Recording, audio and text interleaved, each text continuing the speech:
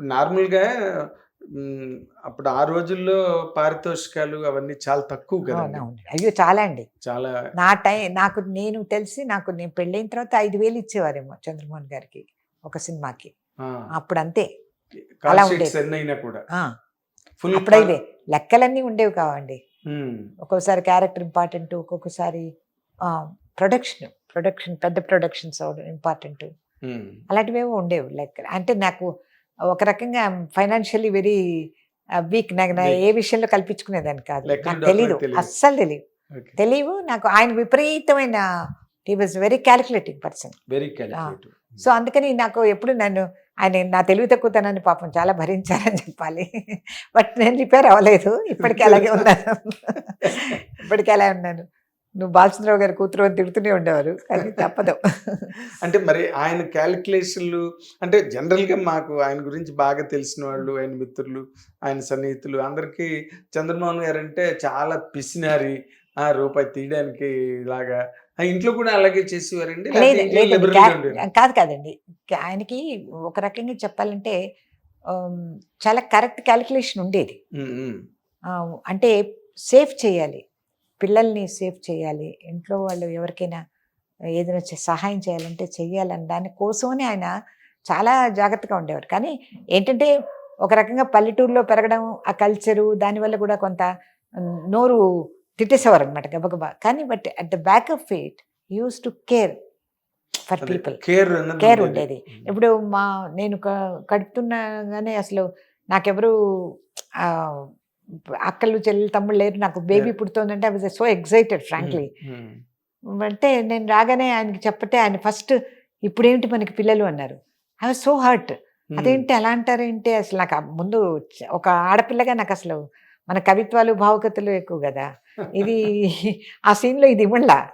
ఏంటి అలా అంటారనుకున్నాను.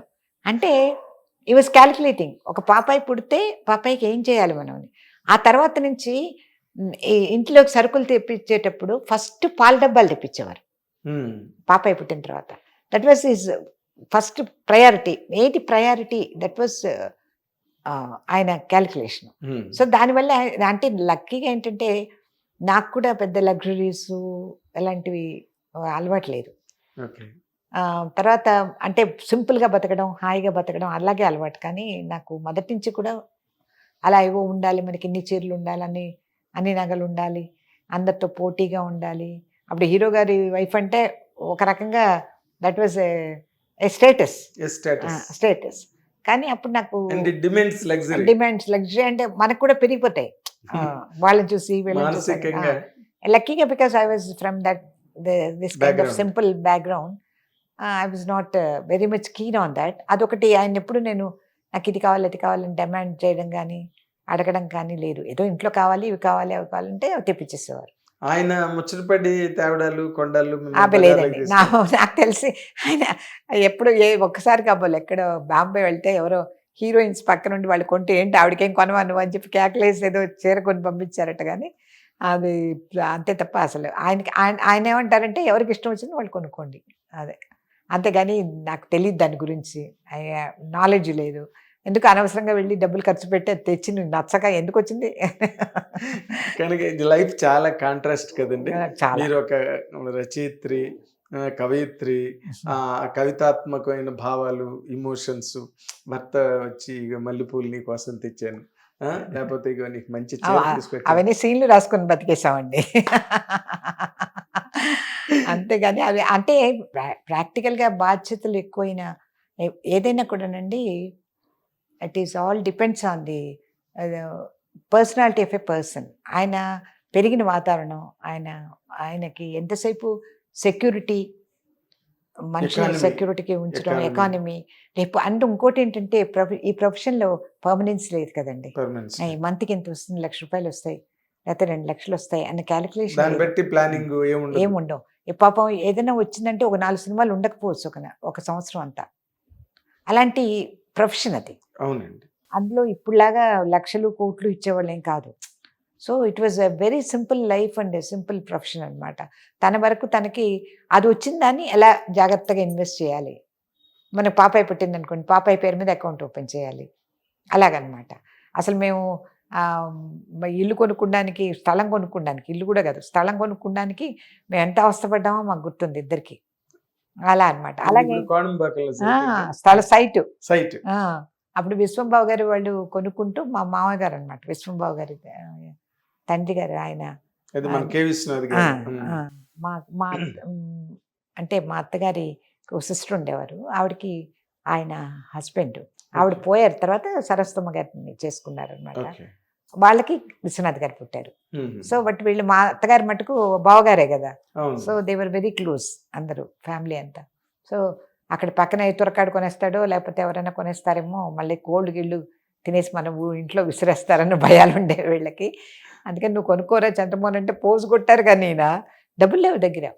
అయ్యో. ఈ హ్యాడ్ సచ్ ఏ ప్రాబ్లం అనమాట. అంటే వస్తున్నవి సరిపోతున్నాయి, ఇంటికి పంపించేవారు అప్పుడు అవసరాల్లో వాళ్ళ ఇంటికి. సో ఏవో ఉండేవి Commitments అండి. కమిట్మెంట్స్. అంటే అప్పుడు మాకు ఇంకా గుర్తుంది ఆ స్థలం కొనుక్కోడానికి ఎంత అవస్థపడ్డాము. ఒకసారి ఒక ఆయన లక్కీగా ఏమన్నారంటే, ఓనరు నువ్వు ఒక్కసారి డబ్బులు ఇచ్చేసావంటే మావిడ రవల దిద్దులు కొనేసుకుంటుంది, నాకు చాలా పనులు ఉన్నాయి ఆ డబ్బుతో, అందుకని నువ్వు పని చేయి, నేను ఇన్స్టాల్మెంట్ మీద ఇస్తానని చెప్పి ఆవిడకని చెప్పారు. వాళ్ళ ఆవిడకి. మాకేమో అసలు లేవు దగ్గర. అలా అనగానే అమ్మయ్య అనుకున్నాం ఇద్దరం.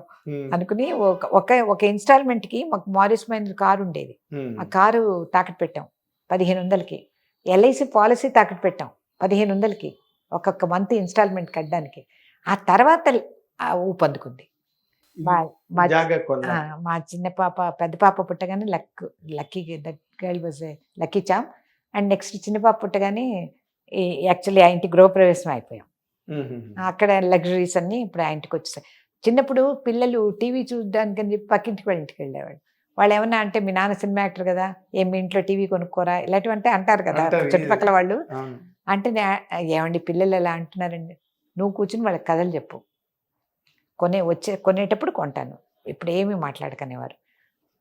అలాగే నాకు పెళ్ళైన కొత్తల్లో ఈ ఫ్రిడ్జ్లు అవన్నీ అప్పుడు చాలా లగ్జరీ. ఫ్రిడ్జ్ అనేది 1970s పెద్ద లగ్జరీ అది. అంటే మా ఫ్రెండ్స్ అంతా అన్నారు, నువ్వు కొనుక్కో, అది మీరు కొనేసుకుంటారు కదా ఇదో అంటే, నేను ఆయన అడిగాను. అంటే ఇద్దరం కలిసి బీచ్కి వెళ్ళాం.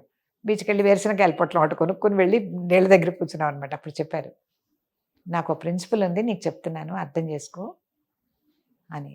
అంటే ఏంటండి అని అంటే, ఒకసారి బూటు వేసామా విప్పకూడదు, ఒకసారి కారు ఎక్కామా దిక్కకూడదు, ఓసారి ఇల్లు కొన్నామా అమ్మకూడదు, ఓసారి అలాగే ఇప్పుడు నువ్వు అడుగుతున్న ఫ్రిడ్జ్ కొన్నామా దాన్ని మళ్ళీ అయ్యో ఎలా మెయింటైన్ చేయాలన్న ఆలోచన రాకూడదు. అందుకని ఇది నా ప్రిన్సిపల్, ఇది నీకు నచ్చితే నువ్వు అర్థం చేసుకో నన్ను, లేకపోతే ఇప్పుడు కావాలంటే డబ్బులు ఉన్నాయి వెళ్ళిపోయి వెంటనే ఫ్రిడ్జ్ కొనేసుకుందాం, ఏం ప్రాబ్లం లేదన్నాను. ఆ ప్యాంప్లెట్స్ అన్నీ ఉన్నాయి నాకు పళ్ళు. నేను చూసి, నాకు తెలియదండి మీరు ఎప్పుడంటే అప్పుడే అని చెప్పేసాను అనమాట. నాకు భయం వేసింది అలా అనగానే. అలాగా. బట్ యాక్చువల్లీ మేము ఇంటికి వచ్చిన తర్వాత మొత్తం ఒకేసారి కొనేసారు. అప్పటికి ఆయన స్టేటస్ మారిపోయింది, ఈ గాట్ మనీ. అండ్ సో ఆయన పిసినిగొట్టు అండం అనేది ఆయనకి భయంతో అలా బయట పెట్టే ఎక్స్ప్రెషన్ ఉండేది. ఆయనకి ఏమవుతుందో ఎకనామికల్గా, రేపనే రోజు ఎలా ఉంటుందో అన్న భయం ఉండేది ఇప్పుడు పాపం. అది బికాస్ ఆఫ్ ద ఇన్సెక్యూరిటీ హెస్ కమ్ బికాస్ ఆఫ్ పెద్ద ఫ్యామిలీ అవ్వడం ఉంటుంది. మా మామగారు కూడా అలా లెక్కలవి రాసేవారట. అట్లా ఈయన ప్రతిరోజు లెక్కలు రాసుకునేవారు, ప్రతిరోజు ఎక్కడ ఇన్వెస్ట్ చేస్తున్నాం, ఏం చేస్తున్నాం ఇది అని చూసుకునేవారు అనమాట. సో అదొకటి నాకు తెలిసి ఏమైంది, మా స్టార్టింగ్లో మా ఫ్యామిలీకి ఒక 5,000 ఉంటే సరిపోయేది ఆ కాలంలో. తర్వాత డబ్బులు వచ్చాయి, పెరిగింది, కానీ 6,000 7,000 దగ్గరికే వచ్చింది, కానీ స్పెండింగ్ మాకు వెళ్ళలేదు. అది ఏం చేసేవారు, అలా వచ్చిన డబ్బుని ఇన్వెస్ట్ చేసేవారు, ఎఫ్డి చేయడము, ఓ స్థలం కొనడము, ఏదో చేసేవారు అనమాట. సైకిల్ బాగా కొన్నారండి. ఫ్రెండ్ పవన్ బాబు గారికి సెంటిమెంట్ అండి. ఏంటంటే చంద్రమోహన్ గారి చేతితో ఇస్తే కానీ ఆయన ఏది సాధారణంగా కమిట్ అయ్యేవారు కాదు. ఆయన ఒక 50 లక్షలు పెట్టి ఏదైనా కొంటున్నారంటే, చంద్ర ₹1,00,000 పంపించనేవారు. పంపిస్తే ఆ ₹1,00,000 ముందు పైన పెట్టి తర్వాత ఆయన పెట్టి డబ్బులంతా పెట్టించేవారు. ఆయన చేయి కలిసి వస్తుందని చంద్రమోహన్ గారి మీద అంత నమ్మకం. ఆయన బతుకున్నంత కాలం ఏ సైట్ కొన్నా అంతే, చాలా నమ్మకం అనమాట. వాడి చేతితో ఇస్తే కలిసి వస్తుందని. ఆ మాట ఎక్కువైపోయి చంద్రమోహన్ గారి చేత ఒక జనవరి 1 రాగానే బోల్డ్ మంది క్యూలో నిలబడేవాళ్ళు, ₹1 ఇచ్చేవారు ఆయన. ఆ ₹1 తీసుకోవడం కోసం ఎంతమంది వచ్చేవారు. ఓహో! అతని చేత్తో చచ్చిపోయే ముందండి చాలా టచింగ్ సీన్ ఏంటంటే పాపం బెడ్ మీద ఉన్నారు ఈయన. అసలు లేచే పరిస్థితిలో లేరు. అప్పుడు ఒకతను ఎవరో వచ్చి వాకిట్లో వేలాడుతున్నాడు. ఎవరో చూడు అంటే మా బాలమ్మ వెళ్ళి చూసిందన్నమాట. అమ్మ ఎవరో పిలుస్తున్నారంటే, ఏంటి బాబు అంటే, నేను చిన్న కిళ్ళి కొట్టు పెట్టుకుందాం అనుకుంటున్నానమ్మా మా ఊళ్ళో. చంద్రమోహన్ గారి చేత్తో చెప్తే ఈ మన సుమన్ టీవీలో అతను చేసిన పననమాట. అతను ఆ విషయం చెప్పినట్టున్నాడు. అది చూసి నాకు ఆయన చేత్తో ₹1 ఇప్పిస్తే నేను పైకొస్తాను కదమ్మా! అందుకని వచ్చానంటే నాకు కళ్ళమ్మట నీళ్ళొచ్చేసాయి పాపం. అని నేనెళ్ళి ఒక ₹100 అన్నీ ఆయన చేత్తో ₹1 అన్నీ పెడితే యాక్చువల్‌గా లోపలికి రానీయకూడదు ఇన్ఫెక్షన్ అప్పుడు చాలా. అవునండి. కానీ నాకు అతని పరిస్థితి చూసి జాలేసి అతన్ని తీసుకొచ్చి ఆయన చేత ఇప్పించాననమాట. తీసుకొని వెళ్ళిపోయాడు. సరే వెళ్ళిపోయాడు, మామూలుగా అయిపోయింది. అయిపోయిన తర్వాత ఇంకో 2 మంత్స్ తర్వాత ఎప్పుడో వచ్చి, అమ్మ నేను చాలా బాగున్నాను ఇప్పుడు. వాళ్ళేదో ఆస్తి కూడా ఏదో కలిసొచ్చింట, ఏదో అయింది. నేను చాలా బాగున్నానమ్మా, అది చెప్పి వెళ్ళడానికి వచ్చానన్నాడు. గ్రేట్ అండి. గ్రేట్. అలా ఆయన బహుశా ఆయన మనసు వల్లేమోనండి. ఆయన చేత్తో ఇస్తే ఎవ్వరికైనా కలిసొచ్చేదనమాట. ఓకే. అది ఆ మాట అలా నిలబడిపోయింది. అందుకని ఇప్పటికి కూడా ఆయన అలా కట్టి పెట్టేవారు కాయిన్స్ అన్నీ ఎవరైనా వస్తే ఇవ్వడానికి. అవి ఎప్పుడు అందరికి ఇస్తూ ఉంటానన్నమాట. నేను వస్తే ఎవరైనా మాకు కావాలండి అంటే. అవునా? సో చాలా సంతోషం అండి. గొప్పగా ఉంది న్యూస్ అసలు. అదే. హిట్ టీవీ యాప్ ఇందులో short news, live news, entertainment shows, movies, digital magazines తో పాటు మీ జిల్లా వార్తలను కూడా ఫ్రీగా చూడొచ్చు. ఇంకెందుకు ఆలస్యం, వెంటనే హిట్ టీవీ యాప్ ని డౌన్లోడ్ చేసుకుని ఫ్రీగా ఎంటర్టైన్మెంట్ పొందండి. Hit TV app. Hit TV app. Please download Hit TV app. Hit TV యాప్ని ఫ్రీగా డౌన్లోడ్ చేసుకొని ఎంజాయ్ చేయండి. మీకు నచ్చిన ఎంటర్టైన్మెంట్ కోసం హిట్ టీవీ యాప్ ని ఫ్రీగా డౌన్లోడ్ చేసుకుని ఎంజాయ్ చేయండి. హిట్ టీవీ యాప్ని డౌన్లోడ్ చేసుకుని ఆస్వాదించండి, ఆశీర్వదించండి. ఇంతమంది సెలబ్రిటీలు హిట్ టీవీ యాప్ ని డౌన్లోడ్ చేసుకోండి అని చెప్తున్నారంటే ఎంత మంచి యాప్ ఆలోచించండి. అమెరికా అమెరికా అమెరికా అమెరికాలో చదవాలనుకునే వాళ్ళకి విశ్వసనీయమైన పేరు మన శౌర్య consultancy. UK Law 1 Year Masters. UK Law 1 Year Masters. 2 years work permit up to 5 years visa. Contact Saurya Consultancy. Contact 89851 89851.